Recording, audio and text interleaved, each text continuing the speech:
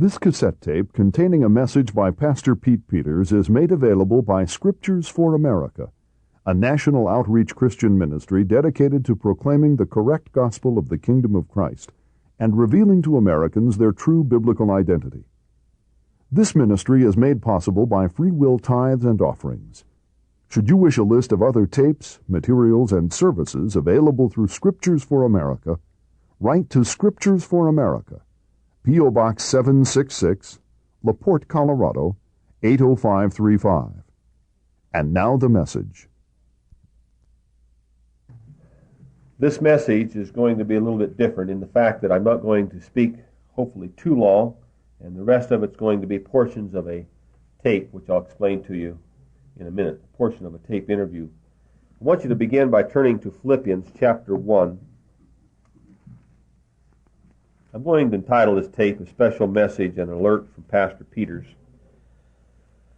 In Philippians chapter 1, verse 19, as Paul writes this verse, it's my understanding he was in prison at the time. He said, "For I know that this shall turn out for my deliverance through your prayers and the provision of the Spirit of Jesus Christ." In the quote. He knew that it would work out for him through what? The prayers of the saints. I am convinced that if ever there was a day for us to pray, and pray believing and expecting things to happen, now is the time. And if we will, it will happen. I'm confident of that. This is what I want to address next, and rapidly. August 21st and 22nd in 1992, a white boy was gunned down in the back by federal agents in Idaho. And the next day, his mother, while she stood at the door holding an 8-month-old child, was shot between the eyes by a federal sniper in Idaho. And while this was going on, we were having camp in the Rocky Mountains. At the time of the camp, this whole scenario was starting to leak out in the news, and we were getting information there at the camp.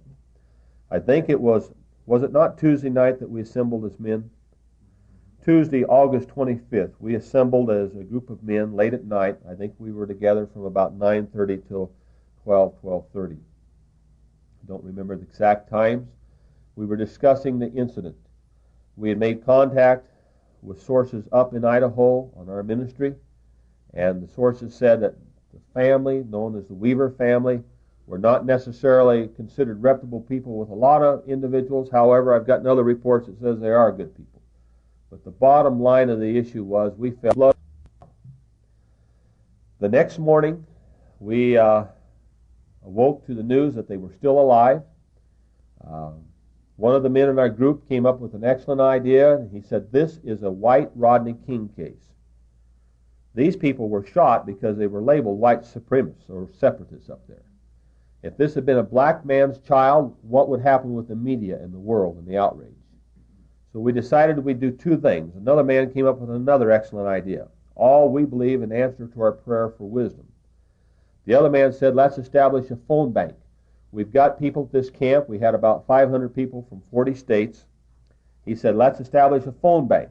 We'll have people calling from 40 different states in the Union," which is true. When we have these people calling, I'm John Doe from Pennsylvania or Minnesota or so forth and so on. They gave their name, their address, their phone number. We thought that if we could put more light so that they knew that this was getting out on a national scale, they'd be less apt to come in and totally slaughter the family. So that was one idea. The other idea was put out a press release. It was decided it would not be good for me to put the press release out because they have tried to paint me with a white supremacist paintbrush, so forth and so on. But we had Red Beckman there at camp, who's a 3-time gubernatorial candidate in Montana, and he was willing to put his name on the press release. We wrote up the press release, and we sent that press release out. We typed this at camp on our computer, sent it out on fax. It said, quote, "It's a white Rodney King case," said Red Beckman, 2-time Montana gubernatorial candidate, referring to the murder of the 13-year-old Weaver boy in North Idaho by federal marshals. "We demand that the child killers be arrested, all of them, and held for murder. Whites are entitled to the same rights and considerations as blacks in this nation. If this were a black child that had been murdered, the federal marshals would already be in jail. We demand a federal grand jury investigation by an independent body. As it appears, Mr. Weaver was the victim of a federal setup. The Justice Department's hands have been tainted in this matter, concluded Mr. Beckman. That was the press release. Then it came to our attention, which we felt was answer to prayer, that 2 men were already on their way to the site to try to do negotiations, and that was Bo Greitz, Colonel Bo Greitz, and Jack McLamb with the Aid and Abet newsletter. Distilling the story down, miraculously we were able to intercept Bo on his way to the Spokane, landing in the Spokane airport, talk to Bo on the phone. And I told Bo, I said, Bo, we've got something here that we think will help you in your negotiations. I explained to him about the phone bank, what we were doing, that he could let the family know that this is not going unnoticed and it's not going without someone taking action. And I also told him about Red Beckman's press release. His response was, that's great. It will help me. However, he said, I would like something else. And he asked for a letter from me. And so that letter was faxed to him, and he had it in his hand when he landed. And the letter said, Dear Randy, please know that the murder of your son has not gone unnoticed. 500 Christian Israelites from 40 states gathered at my 1992 camp in Colorado are right now praying for you in the Gideon situation you face. Colonel Bo Greitz and Jack McLamb have been a partial answer to our prayers. We recommend that you trust these men and listen to them so that the prayers of these saints can be completely answered.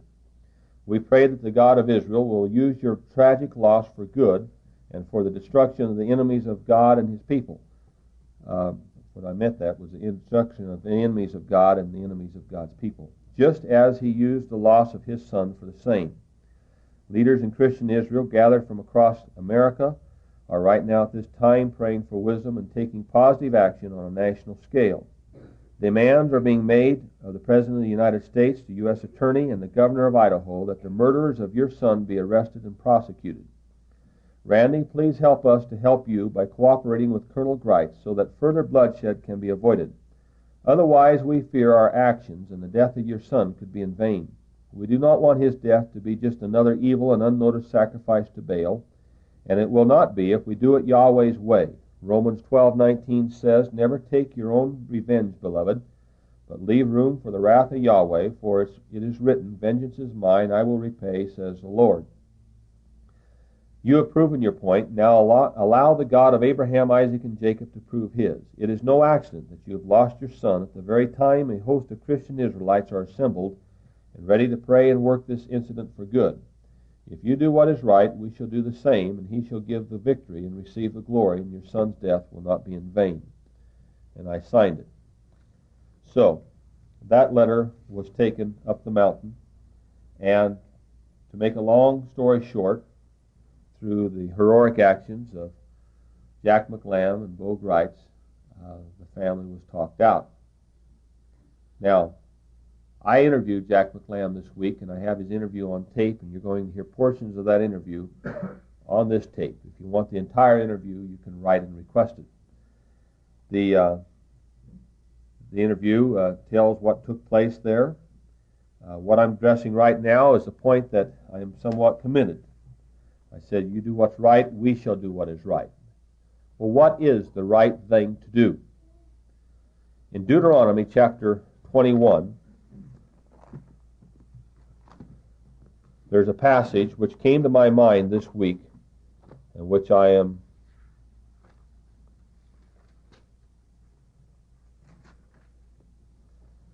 thinking about pursuing action on because of time, because I want to get to the tape. I won't read all of it. I'll let you read it. It's about innocent blood being shed in the land.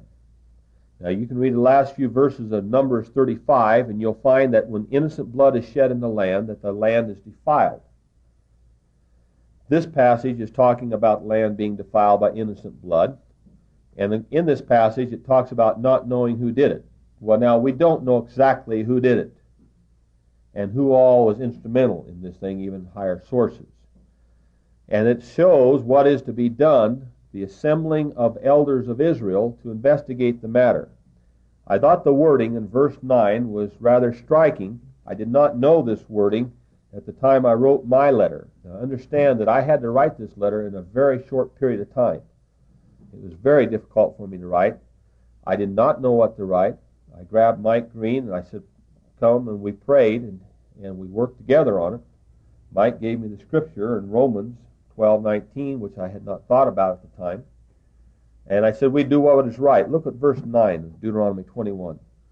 So you shall remove the guilt of innocent blood from your midst when you do what is right in the eyes of the Lord. So we're trying to determine what that is, and I've come to the conclusion that what we need is an assembling of elders, leaders in Israel, a cross-section, not men that agree on every doctrine, but we can all agree that you cannot allow a sacrifice to Baal like this to go on. I shepherd a small flock in Israel. I work in a small section of the vineyard. Other men work in other sections. I know that if this is not stopped, that it's going to be people out of my own flock that are going to be open seasoned on. They will be fair game. And the same thing is true for men that shepherd other flocks. And many of them do not necessarily even share the identity message that we have. But we agree that you can't allow this innocent bloodshed. There's only one thing that can be satisfactorily done here. We know what that answer is for the shedding of blood, do we not? Men who can hear when other people cannot. Men who have eyes to see when other people do not. Men who have ears to hear the blood crying out from the ground just like it cried out in the days that Cain's blood. Abel's blood cried out. So I've been contacting men across this nation, and I'm arranging a meeting in the first part of October. This is the way it stands right now. Up in Boise, Idaho, I'm working with other men, and we shall invite the Attorney General and the State Attorney General of Idaho and the head of the federal marshals. And we are going to do what is right in the eyes of God. And we must not forget the power of God. He said, do not take your own vengeance. Vengeance is mine. If we can find out, sort out this story and the guilty parties, do you realize the power is available to us through nothing else but prayer? Not to mention the fact that it's possible we can demand the independent grand jury, and if it doesn't happen, we'll have our own. Not to mention the fact it's not impossible for us to have our own indictments. I don't know what will come out of it, but the Bible says there's wisdom in a multitude of counselors. And they have meant it for our harm. God can work it for our good. He has promised us when they dig a pit for others that He can see to it that they fall in themselves. They've made a whole host of errors up there. I am confident the only thing that kept that family alive, what remained, is the fact that we prayed. It's my understanding that it was videoed that they were coming in to drop flammable material on the cabin to burn them out, which is a modus operandi. Look at Matthews. Look at Gordon Call. And they got caught on video and they pulled up. Well, the hand of God kept them alive long enough to get more attention throughout the country. People gathered there, and they weren't able to carry out their evil deeds because the deeds of darkness, when they're made manifest by light, they shrink back. Well, I've made a commitment. I don't know if this letter was read directly to the family or not because Mr. Grice has not returned my calls. I do know that God expects us to do something.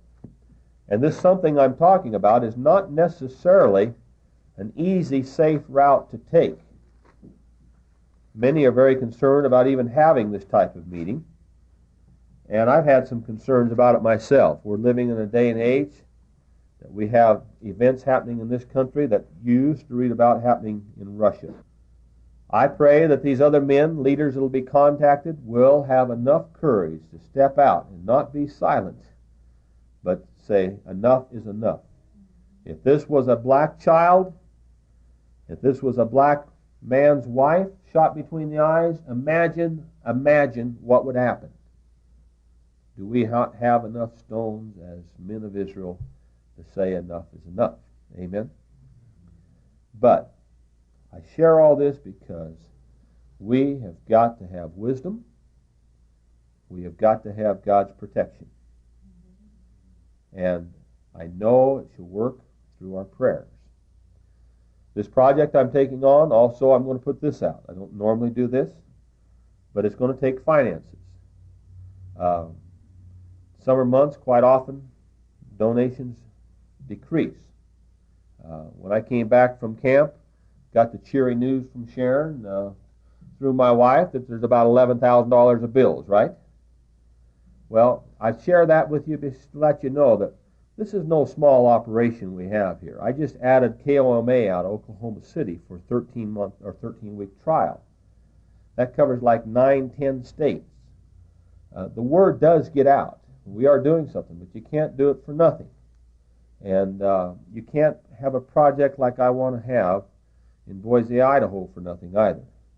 So if you're a person that listens to tapes and you never send a contribution, just remember that it's God's plan that those that feed you should be fed back. And I need your prayers along those lines too. So that brings you up to date. This is what I'm doing thus far. Not only am I working on this project, and by the way, if you hear this tape, I'm making it on the 6th of September. The Lord only knows when it arrives because the post office quite often seems to hold up our material. But if you will have input or you want to know more about the meeting, I'm going to give you our church number, which I'm sure Sharon's going to appreciate. But if she's not answering the phone, there'll be a recorder. Leave your message there. But if you want to know about the meeting, or maybe you want to be part of it, you call this number, 303-484-5803. Now, what I'm doing, what we did this week, I interviewed Jack McLamb, which you're going to hear him on the tape. You're going to hear portions of that tape now, of that interview. And I also put part of his interview and a broadcast out on the radio. I'm going at this time let Steve play the first part of our broadcast that goes out next weekend. Pray for our radio broadcast. Vicki had heard the shooting. She was holding 8-month-old Elishaba in her arms, and she went to the door and opened the door for the boys so they could run in more quickly out of the line of fire. And when Kevin ran by Vicki was shot in the head by a sniper with a high-powered rifle and died instantly, falling over and dropping Elishaba. Ladies and gentlemen of America, can you imagine how the media in your country would explode with news releases and television broadcasts had a black man's child been gunned down by federal agents, and had his wife been shot between the eyes by a federal sniper? Well, on August 21st and 22nd of 1992, that very thing happened in America. Only it happened to a white family, and you've heard very little, if anything, about it. Why? And what does the Bible say about the shedding of innocent blood in the land? Stay tuned.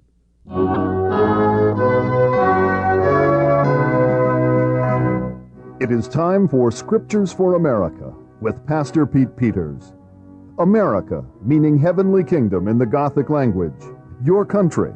It is in the Bible. We invite you to stay tuned and learn of her future, the source of her problems, and her only solution as Pastor Pete Peters brings essential Bible truths for our day. Call a friend and ask them to tune in. And be sure to have pen and paper nearby, as address will be given and material offered at the end of the program. And now, Pastor Peters.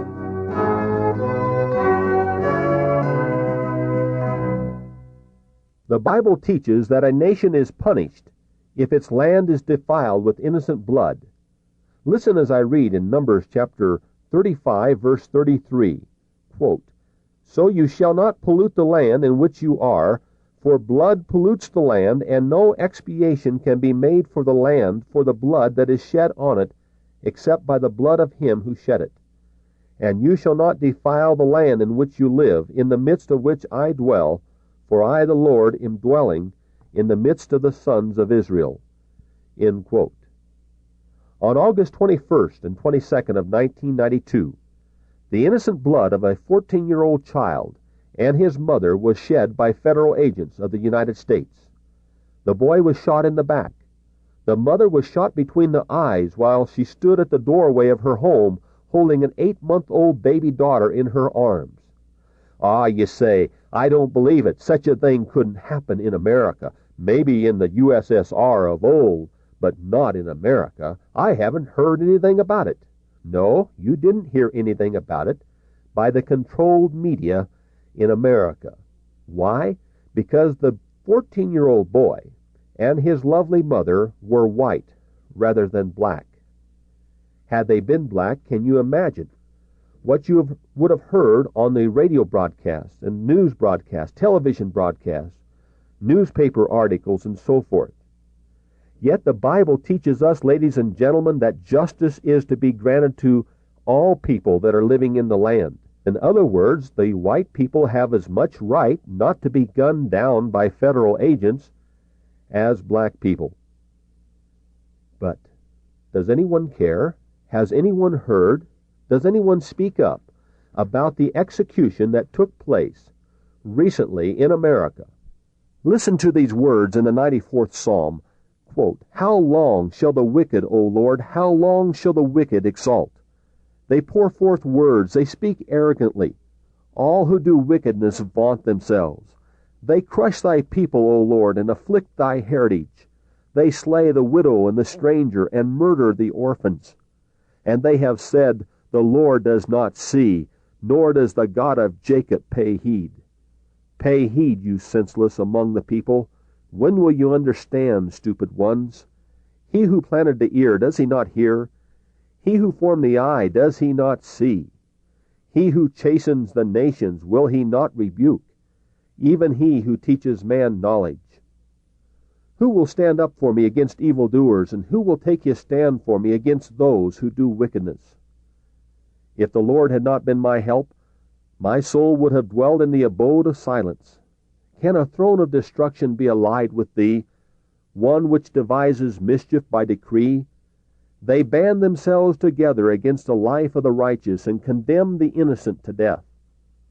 But the Lord has been my stronghold, and my God the rock of my refuge, and he has brought back their wickedness upon them, and will destroy them in their evil.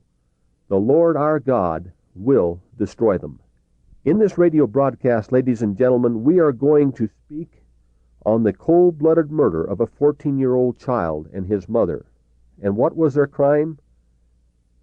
Their father, the husband of the wife who was shot between the eyes, the father of the boy who was shot in the back, was wanted on a misdemeanor, a statute violation, and a warrant had been put out for his arrest, a misdemeanor. But there's more to the story, which we're going to tell you towards the end of this radio broadcast. But now I want you to hear the story from a retired law enforcement officer who was there on the scene. Listen closely. Here's a portion from the last part of that radio broadcast. Who is it that controls America's media right now? Why have you not heard about the incident that you heard in this radio broadcast? This happened in America in August of 1992. But did the Antichrist-controlled media tell you the story? No. And why not? What if this had been the black man, Rodney King's son, who was shot in the back by federal marshals? What if this had been Rodney King's wife shot in the head by federal snipers? Can you imagine the media coverage, the outrage, the TV broadcast, the radio broadcast, the news releases, and so forth? But this was not a black family. It was a white family. And you never heard the story. And what was the crime of the family? The father of the family had violated a man-made statute, which was simply a misdemeanor, and he had a warrant out for his arrest. But as I told you at the beginning of this broadcast, there is more to the story. You see, this man was labeled a white supremacist. Could it be that people labeled by a controlled Antichrist media as white supremacists are now fair game for federal government agents to murder? Ask yourself, friends, have you ever heard of a black supremacist in today's media? or of a yellow supremacist in today's media? Or how about a Jewish supremacist? Have you ever heard of a Jewish supremacist in today's media? No, you haven't. What's going on in America? Well, the Bible tells us of a people who would become a conquered people, conquered unaware. Now, the rest of this tape will be portions of an interview with Jack McLamb. If you would like the entire interview, write to us and request it and send an offering. Mr. McLamb, I appreciate you agreeing to this interview by phone. I would like you to tell my listening audience a little bit about yourself, who you are, and what you do. Okay, I'm a retired Phoenix police officer. I spent 10 years on the Phoenix Police Department and had to take a medical retirement due to injuries in the line of duty in 1986. I now continue to publish, for the last 8 years, a police officer magazine called Aid and Abet Police Newsletter, Constitutional Issues for Lawmen. I also have a private investigation firm, so that's what I'm doing at this present time. Mr. McLamb, would you mind giving the address for that Aid and Abet newsletter, because we do have a lot of law enforcement men that listen to these broadcasts and to our tape ministry. Okay, yes, private citizens can also get a subscription to the police newsletter. It's Aid and Abet Police Newsletter, Post Office Box 8787, Phoenix, Arizona 85066. Mr. McLamb, explain to us what took place last week. I'm speaking to you today, which is September the 4th, 1992. But if you would explain to us what's happened in the last couple of weeks that's brought about this interview, it'll bring my listening audience up to date. Okay. On Friday, August the 21st, there were 6 U.S. Marshals from the SOG team, which is a Special Operations Group, which are like military individuals, and they treat a home or a business like a military target. They were on the property of Randy Weaver and his family in the mountains in Idaho, and they were there without permission of the owner of the property and without authority. In other words, they had no reason to be there, legal reason, like serving a warrant or an attachment of property or anything like that. Their function was to recon his home and property, to come back in about a month with legal papers to make an arrest, to effect an arrest of Randy Weaver on a gun charge that he had become involved in, a gun violation. But their task was to get on the property and get off without getting caught. And this day they got caught, because in the morning the dogs picked up the scent of these men in heavy camouflage uniforms in the woods on Randy's property, and they picked up the scent and started chasing them. Well, the federal marshal started running off the property and trying to get to safety, but the dogs caught up with them. So the federal officers started shooting the Weaver's dogs. Now, the problem with this is not just the death of the dogs, but that a young son by the name of Samuel witnessed the shooting of his favorite dog, a dog that he had trained and was trained to pull water from the stream in the wintertime when there was about 10 foot of snow around the cabin, and by sleigh, and bring it to the house. So the reason Samuel was there is whenever the dogs start barking, these mountain men, Randy, his son Samuel, and a good friend, Kevin Harris, grab their rifles and they go out to shoot the deer or the elk that the dogs scare up. And so it was no different this morning. When they heard the dogs barking, they ran out with their rifles. Down Kevin and Samuel, the 14-year-old, ran through the woods, and Randy ran along the road, which was their normal tact to try to catch the deer or the elk.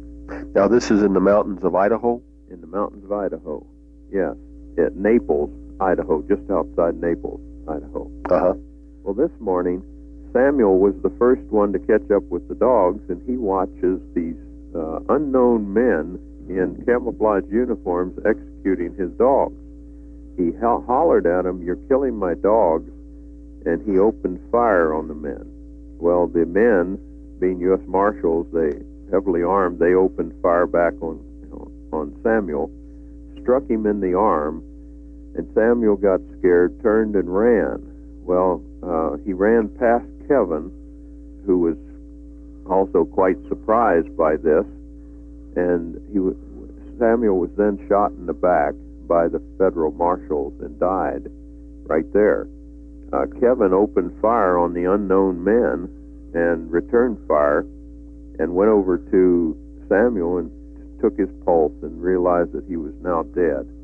So he started running back to the house, Kevin did. At the same time all this shooting was going on, Randy had heard it and started running towards them to find out if they'd cornered the deer, and two U.S. Marshals in heavy camouflage stepped out of the woods near him and yelled, "Randy, freeze, you're under arrest."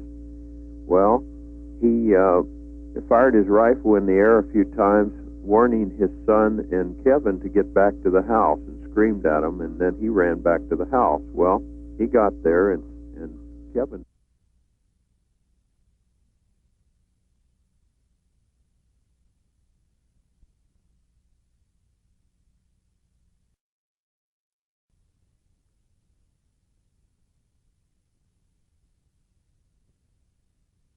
And two U.S. Marshals in heavy camouflage stepped out of the woods near him and yelled, "Randy, freeze, you're under arrest."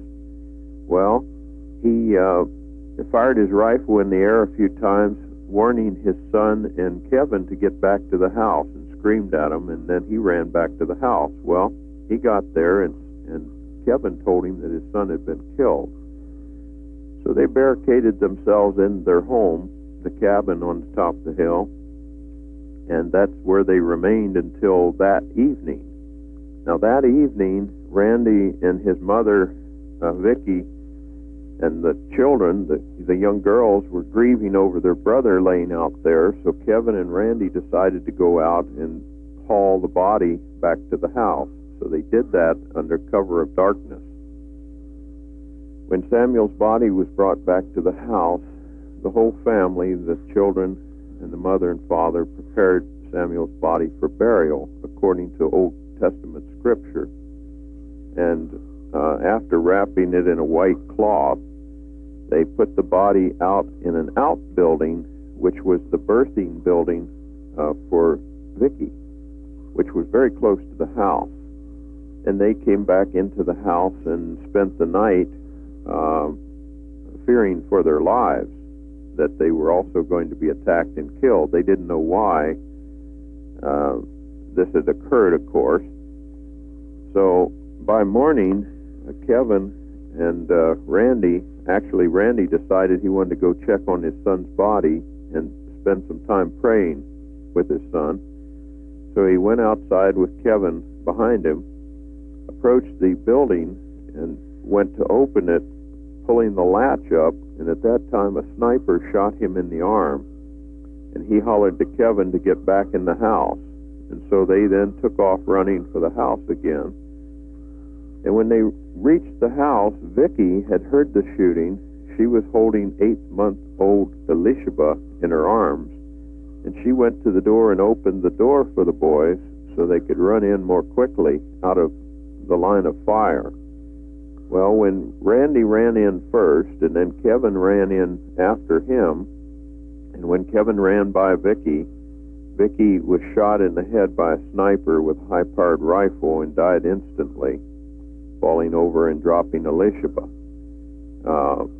Kevin had taken shrapnel from her, I guess the bony part of her brain, or her skull, and also shrapnel from the bullet, and had a lung pierced. His left lung was pierced, and his left arm took a piece of lead, I guess. It had a pretty bad wound in it, the same bullet that had gone through Vicky's head. So now we had in the home the dead wife and two injured men, Kevin and Randy. I don't know if you want me to go on with it, or did you want to ask some questions? Well, I think you're doing an excellent job reporting the facts there. I just let you go right ahead and tell the story. Okay. Well, now, what happened next is that the U.S. Marshals had, three of them had escaped down the mountain. Two others, they said, were pinned down by gunfire, which didn't exist. Their story is they were pinned down by gunfire, and for about 8 hours. So they were still laying there beside the dead body of U.S. Marshal William Deegan that was hit in the exchange of gunfire either by Samuel or by Kevin. Now, once the word was out that a U.S. Marshal was killed, the U.S. Marshal Service, the FBI, and the ATF, Alcohol, Tobacco, and Firearm, formed SWAT teams to go in and to not just recover the body, but to take out the perpetrators of this crime against the U.S. Marshal. So very shortly, within the next few days, there were over 400 men assembled with all kinds of military equipment, tanks, helicopters, Huey helicopters, APCs, and a variety of other items, and they set up a military base about a mile and a half south of the mountaintop that Randy's house was on. This then began a time of where they tried to establish communications with Randy and the family inside the house for the next few days. No gunfire was exchanged after that until this thing was finally terminated. That next day, Wednesday evening, we were there at the barricade in Bonner's Ferry in Idaho, trying to make contact with the FBI chief, Gene Glenn. This did not go very well.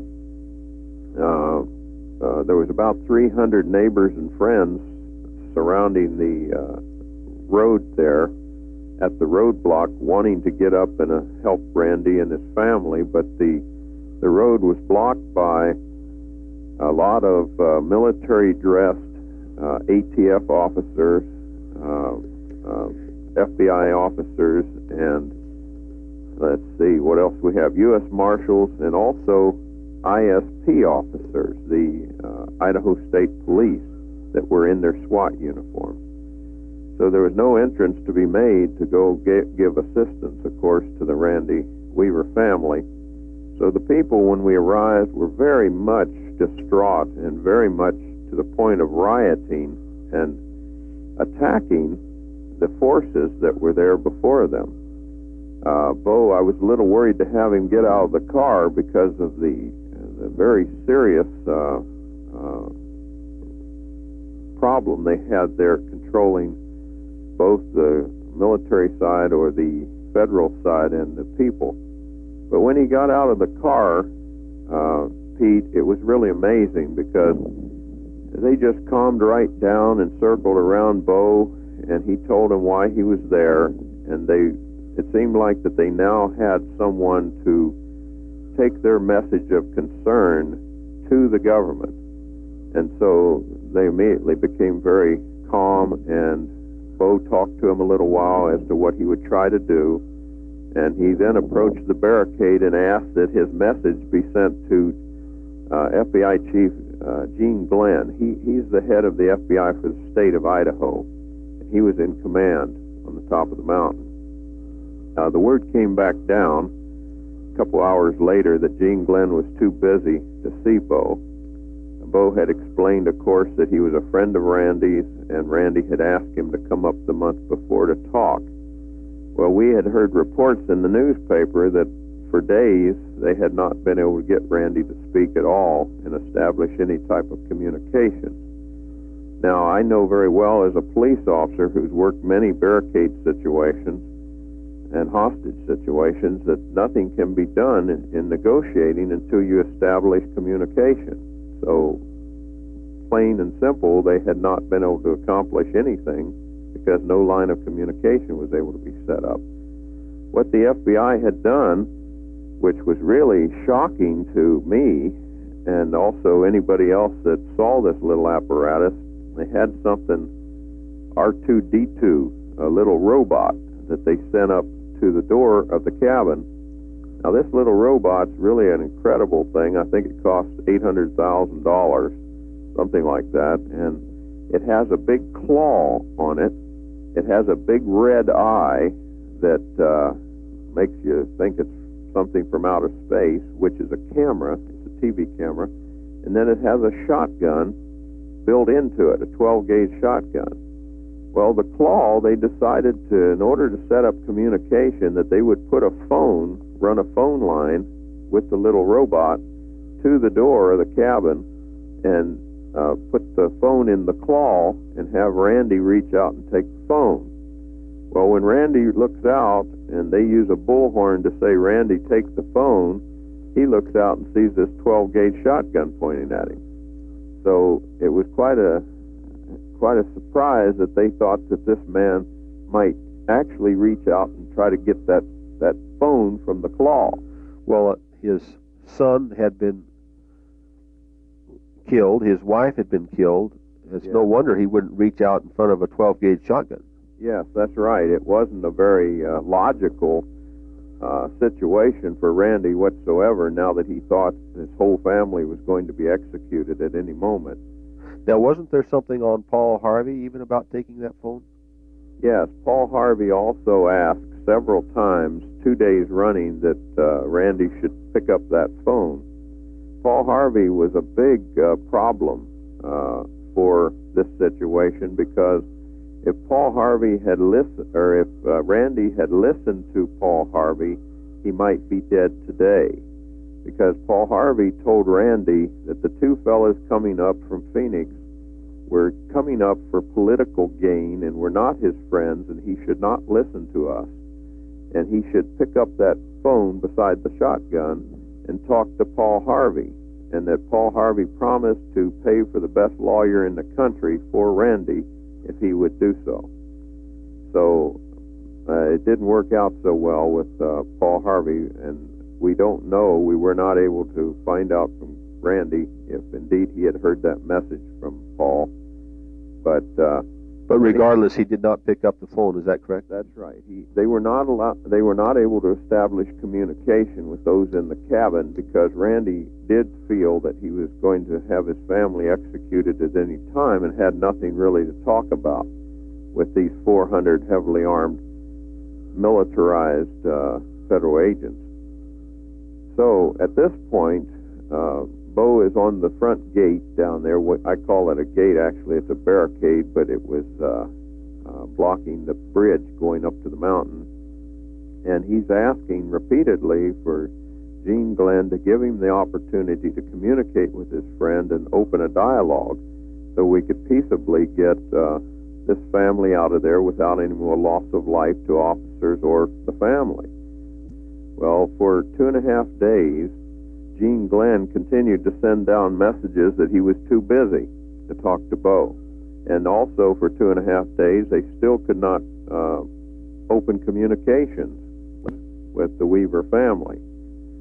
It was on Friday now, Friday afternoon, actually Friday morning, that Bo decided we had to do something to get this thing off the dime, you might say. And he had heard of some gentlemen in Hawaii that had successfully filed citizens arrest forms on some judges that had committed illegal acts in Hawaii. And so he said, "Jack, I want to make citizens arrest of these gentlemen that have perpetrated this crime against this family." He says one would be the head of the FBI, William Sessions, one would be the head of the U.S. Marshal Service, and another one would be the governor of the state, who had just declared state martial law in that county and turned it over to the feds. and then also Gene Glenn, the head of the FBI in the state. We approached the roadblock, and Bo read the charges against the individuals, read their names and the charges, and then asked for they or their representative to step forward. Well, no one would step forward and receive the documents, so we took a big rock and placed the documents on the roadside and put a big rock on the other side of the barricade, and service was complete. The county attorney came forward and said that the papers, he had read them over, and they were of no lawful effect whatsoever. And so then we waited a half an hour, and almost to the minute, a half an hour later, the chief FBI agent, Gene Glenn, called down and said he wanted to meet with Bo Greitz. And so Bo was allowed to go forward, go up the mountain then, and meet with chief of the FBI for the state of Idaho, Gene Glenn. For that day, for the rest of Friday, Bo was allowed to go up the hill and talk to Randy up to his mountain cabin, and immediately they put him in a tank and drove him up to the building in a tank, and Bo was to use the loudspeaker to talk to Randy. Well, Bo didn't like that, so he jumped out of the tank before they could catch him, and they were, I guess the guys really were trying to get a hold of him, pull him back in, but you know Bo, he Well, I understand. ran over behind a rock, stepped out from behind the rock and says, "Randy, it's Bo, I'm here." Well, Randy immediately started talking to Bo and was really sobbing and crying as he related to Bo something that no one knew at that time, and that is that his lovely wife, Vicki, had been killed Saturday. Now, no one knew that until Bo had opened communication. So she had been in there for a week now. So these poor people, the Weavers, are held up in this cabin with an 8-month-old baby who I assume was nursing the mother. Yeah, The mother was nursing it. that's correct. And 2 other daughters and 2 wounded men. Is that correct? Yes, let me give you their names here. It was Randy the dad, 44 years old, Vicki the mother, who's now dead. I think she was 40, and they wrapped her in a blanket and put her underneath the kitchen table. That's the most they could do with her. And then Samuel was now dead, the 14-year-old boy. Sarah was the oldest daughter, 16. Rachel was 10, but she had a birthday while this was going on. She's now 11. And Elishaba was the 8-month-old baby daughter. Kevin Harris is 24, and he is laying in there injured, seriously wounded, and his arm, we didn't know this, but his arm is getting extremely infected, and his lung is filling up with blood at this time. So that's the condition that Bo Greitz found the family in, and he came back down the mountain then that evening after talking to Randy for a number of hours, came down about 9 o'clock at night, and said that the family wanted to go to sleep and try to get some rest. Well, that was almost impossible. According to Randy, they were each sleeping about 2 hours a night because they were just too scared to sleep.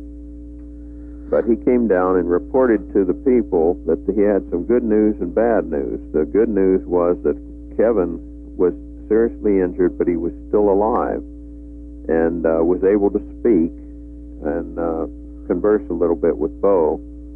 But that Vicki, the mother, the bad news was that Vicki, the mother, had been shot through the head and had died.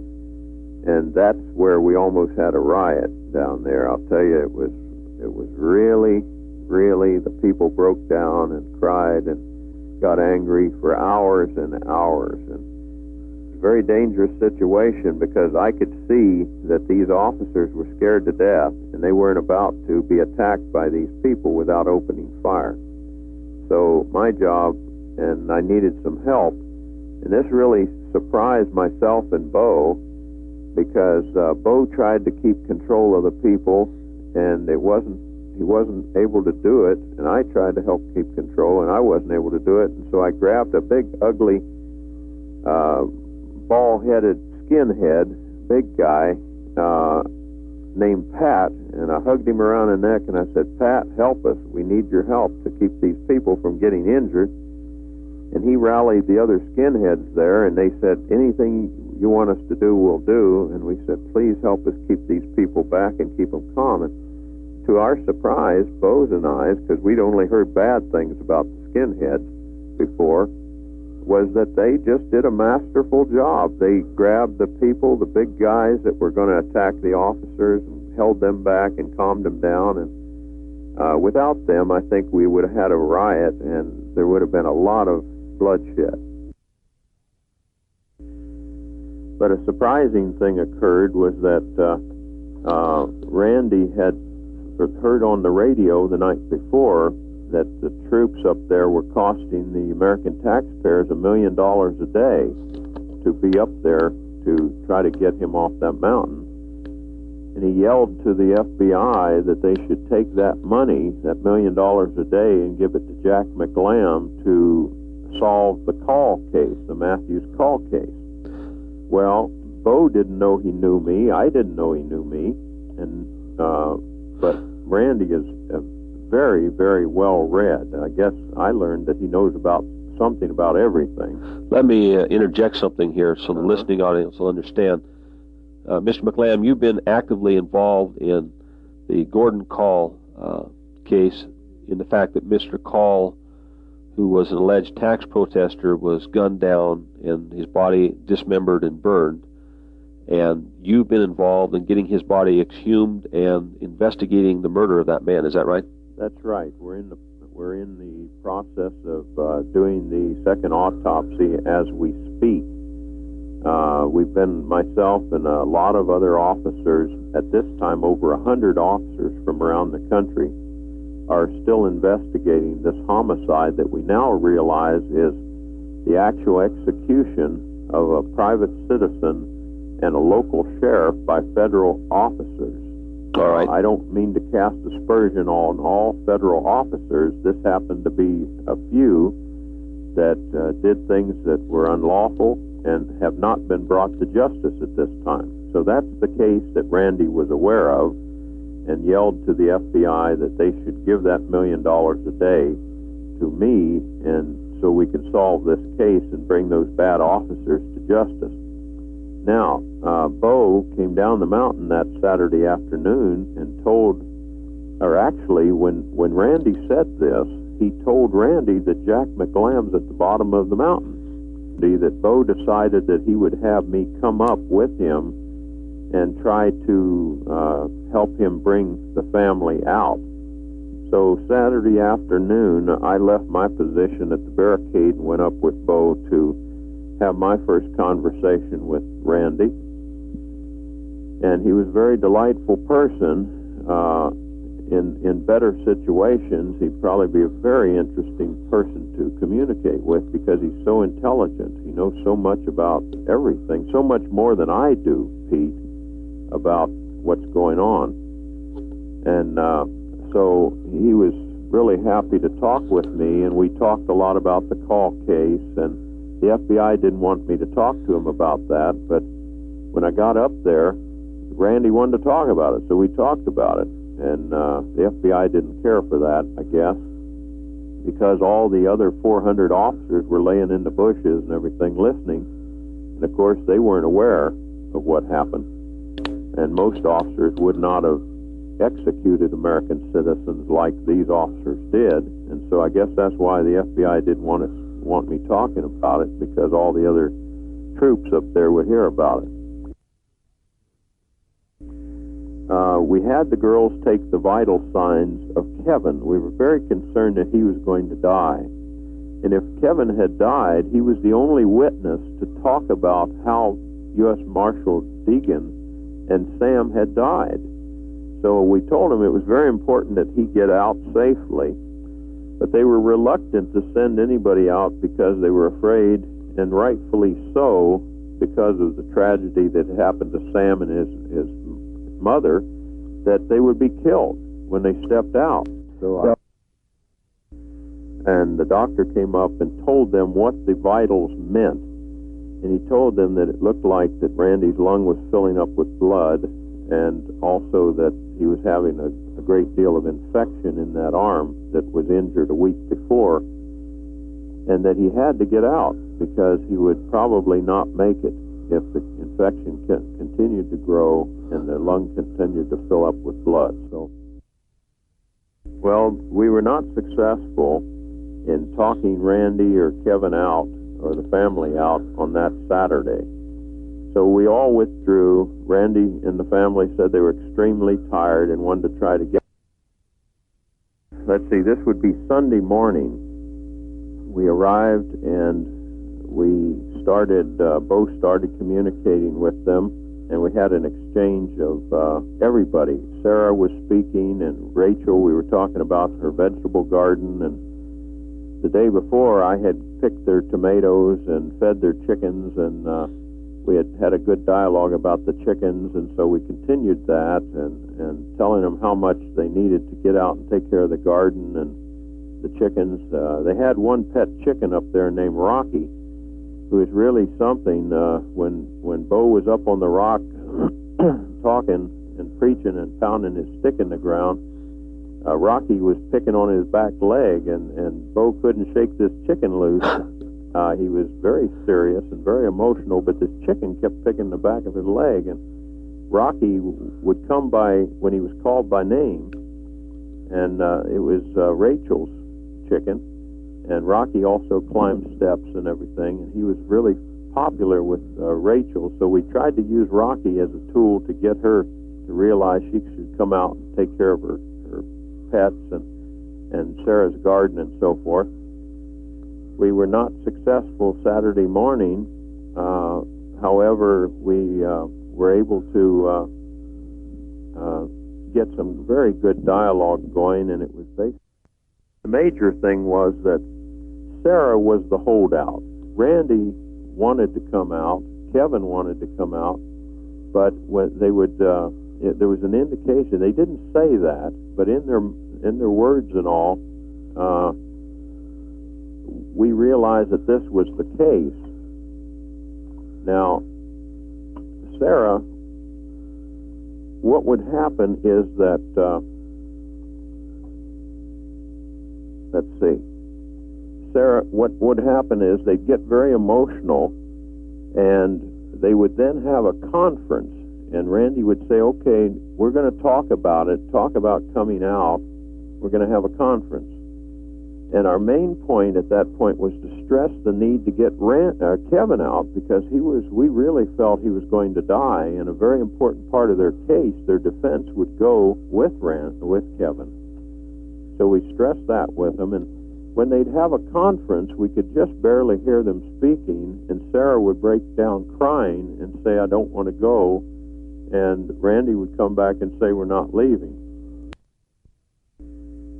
It was a tough thing because Sarah was afraid when Randy or Kevin went out that they were going to be shot down. After all, this was now the 10th day that Mother had laid underneath the table there, and Kevin was almost near dead now too. And so she truly believed that if anybody stepped out of that building, they were going to meet the same fate as her little brother and her mother. So anyway, we just basically worked on learning. And so that day on Sunday, Bo was successful in talking Kevin out of the house. We had a problem between Kevin and Randy where Kevin would want to come out and would indicate that in his voice, but when he would talk to Randy, there was a macho thing going between both of them. Randy would not want him to go or would want him to go. It seemed like Randy didn't want to be left alone, but he knew that Kevin had to go because of his health. So finally, on Sunday, with a lot of prayer and a lot of talk by Bo, communication with this family, and praying with the family, they came to the decision that it was time for Kevin to go get medical help. This is the most emotional time because the girls are deeply convinced that when Randy or Kevin walks out the door, he will be shot and killed. the door opens a crack, and for the first time, Bo and I both agreed it was like opening a tomb, because we didn't realize it, but the girls and Randy had closed off all the windows from light and all, and they had been in there for 10 days in basically the dark, and the air that came out was absolutely bad air, to say the least, and it was just like opening a tomb. And Randy helped Kevin to the door, and we helped Kevin out the front door and placed him in a rocking chair in the sun. And for the first time in 10 days, they breathed in some fresh air, and Kevin was able to sit in the sunshine, which he really enjoyed. He was very pale. He looked near death. His eyes were sunken in, and his arm was in an absolute bad condition, with draining with fluids out of it and swollen up about the size of his leg. So we knew he was in serious trouble, but as he sat in the rocking chair, he said he wanted to sit there a few minutes because he was dizzy. And I opened the door a little further to look at the people inside. And I'll tell you, Pete, it was the worst sight I ever saw in my life. The girls were beautiful little girls with black hair and dark eyes, and they were standing there with their long hair and the tears coming down, and they both had, the 16-year-old and little Rachel, the 10-year-old, had a sidearm and a holster on, and it just looked so macabre that, and to think about them being in there for 10 days with their dead mother and injured Kevin and all, and grieving over their loss of their brother, and when our eyes met, when my eyes met with Sarah's and Rachel and Bo's, we all just busted down crying. I'm telling you, it was tremendous. The emotion was so high. Sarah raised her arms to me, and I ran in and hugged her and kissed her and told her I loved her. And then Rachel was crying, and I hugged her, and Bo started hugging Rachel, and it was a wonderful moment there that these poor frightened children who had lost so much were able to touch another human and breathe some fresh air and have contact with the outside world that was not about to kill them. And Randy, I looked up into his eyes, and he was just bawling, and I grabbed him and kissed him and told him I loved him, and Bo did the same thing, and it was very, very good. And so then they asked us to leave, and we did. We went back outside, and they shut the door once again. We then took Kevin down the stairs and put him on a stretcher and carried him to where the federal officers were. The deal was that he would not be put in handcuffs, and he would not be jumped on, as normally is the case when they get a federal fugitive out. And they kept their promise. The promise was, too, that I would fly with Kevin all the way to the hospital in Spokane and deliver him over safely to the operating room doctors. And that's what we did. We went down to the bottom of the base station, and his mom and dad were allowed to come in and meet with him and kiss him and hug him. But he kept looking over and saying, "Jack, are you there?" And I said, "Kevin, I'm here. I promised you I wouldn't leave you." His frightened little eyes, you could see fright, like he was about to die at any moment in him. And it was really tragic. Well, by 12 o'clock the next day, things were not going well. They had opened the door, and we had talked through the door a little bit, but had not allowed us in. So at 12:15, the door opened, and everybody started crying again, and they came out and surrendered to us, and we were able to have them go back in and get their belongings and come out, and we walked down that hill at 12:15, hand in hand, and it just worked out the way that the Lord and we had wanted it to. At the present time, then, Mr. Weaver is in prison? Yes, Randy's in prison in, I think, Boise, in the county jail, actually, and we What we missed to tell you about was that Jerry Spence was hired, best attorney in America, was hired by Bo to take care of Randy and Kevin in court, and the bill is being sent to Paul Harvey. I don't know.